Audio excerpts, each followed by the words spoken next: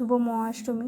তোমাদের পুজো কেমন কাটছে জানিও। আর আজকে মহাষ্টমীর জন্য ভগবানকে নিবেদন করেছিলাম সন্দেশ কচুরি। আর দেখো, প্রথমে নিয়ে নিয়েছি ময়দা, চিনি আর ঘি দিয়ে মেখে ময়ান দিয়ে দিলাম। তারপরে অল্প জল দিয়ে ময়দাটাকে মেখে একটা ডো তৈরি করে নেব।